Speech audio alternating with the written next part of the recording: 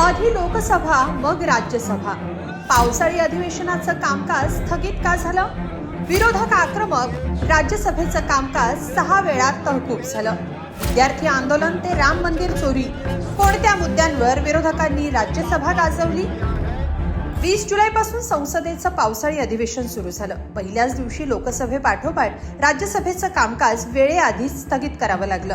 राम मंदिर चोरी प्रकरणावर आक्रमक होण्याची तयारी विरोधकांनी आधीच केली होती. त्यासोबतच कॉक्रोच जनता पार्टीसह विद्यार्थ्यांच्या आंदोलनाची यात भर पडली.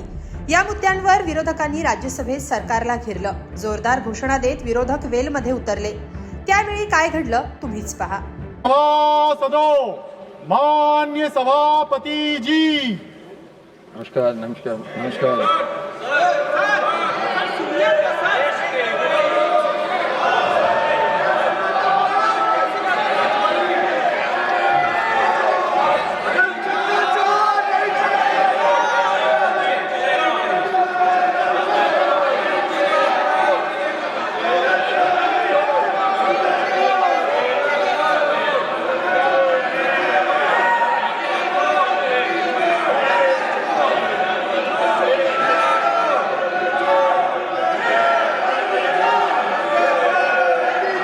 The House will meet again at 2 p.m. We will have at 1 o'clock our BSc meeting. Paper leak and NEET examination घोटाला and नो चंदा चोरी तो है ही है. सब उसके समर्थक उधर बैठे हैं, लेकिन सर ये स्टूडेंट का मामला है. ये स्टूडेंट का मामला है जो लाखों बच्चों की जो भविष्य है, उनके भविष्य के बारे में मैं बात कर रहा हूं. और उसके लिए आज यहाँ जंतर मंतर पे हजारों बच्चे वहां पर आए हैं. वहां लाठी चार्ज हो गया है.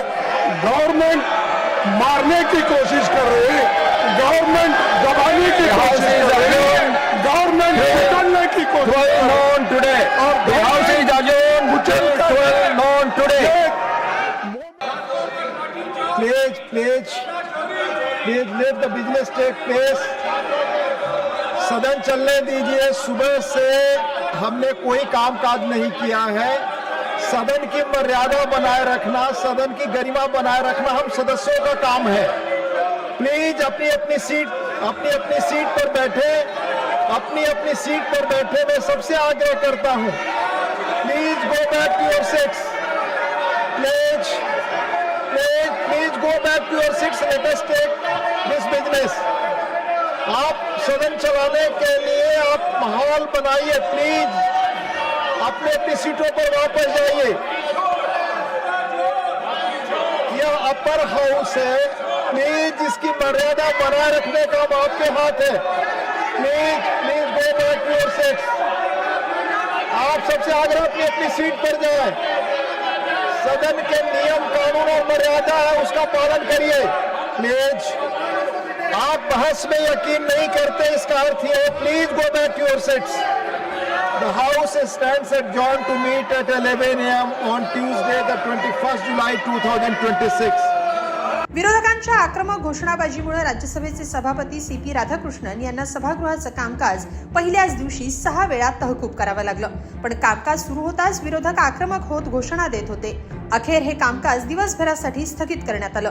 आता सरकारकडून राम मंदिर चोरी प्रकरणात काय कारवाई होते आणि विरोधक तो मुद्दा या अधिवेशनात कसा उचलून धरतात हे पाहावं लागेल. सोबतच कॉक्रोच जनता पार्टीच्या विद्यार्थी आंदोलनावर हिंसक कारवाई केल्याप्रकरणी विरोधक सरकारला जाब कसा विचारतात आणि नीट पेपर फुटी प्रकरणात सरकारकडून काय कारवाई होते हे पाहणं महत्त्वाचं असेल. या सगळ्याबद्दल तुम्हाला काय वाटतं कमेंटमध्ये नक्की लिहा आणि lokmat.com ला सबस्क्राईब करा. धन्यवाद.